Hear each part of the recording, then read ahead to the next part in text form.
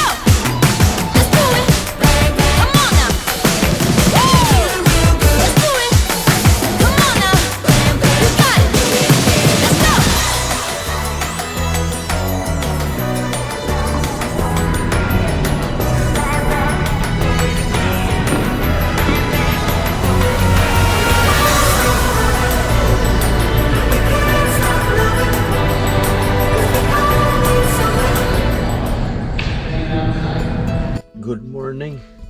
Napasarap ang tulog ko. Kanilaging way trabaho, gamiting tulog. Uy, abot og napo ka oras. Tanaw tabi. Ito sa terminal namin. Silip tayo. Yung truck guys, nakalagay Safe Driver Award 2,500,000 miles. Taas ano eh? 2,500,000 miles. So ibig sabihin in 2,500,000 miles niya wala siyang safety incident. Kasi ako nag 1 year 7 months last May, naka 125,000 miles ako. Parang 1 year ang 125,000 miles, pero siya 2,500,000 miles. Power kaayo ah. Bali whole day ngayon ay hindi pa ako pwede tatakbo kasi hindi pa tapos ang 36 hours ko. Ang sigurado lang ako niyan, ang driver ay tigulang na. Pag maka 2,500,000 miles ka, walang driver na bata pa. Katulad ko, yung bata pa. Sigurado ko yung tigulang na yan.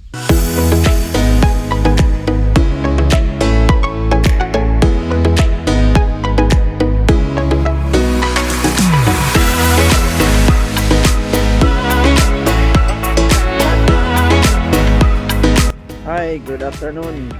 Nandito ako sa Winnipeg, Manitoba, sa main terminal namin, headquarters. Mag 36 hours visit ako dito kasi ang 70 hours ko ay naubos na. 46 minutes ang naiwan. Kaya dito ako for Sunday half day and tomorrow Monday. Sa Tuesday pa ang ruta ko. Ako ay babalik ng USA. Walking lang. Bali dyan ay airport, Richardson Airport dito sa Winnipeg, Manitoba. Ito bike lane to eh. Yan o. Bike. So pwede na rin mag walking. Kaya walking lang pag may time. Yan. Maganda ang panahon. Last time kasi na nandito ako ay yung winter time. Napakalamig, minus 35, minus 42. Ngayon ay plus 27 degrees Celsius. Walking lang.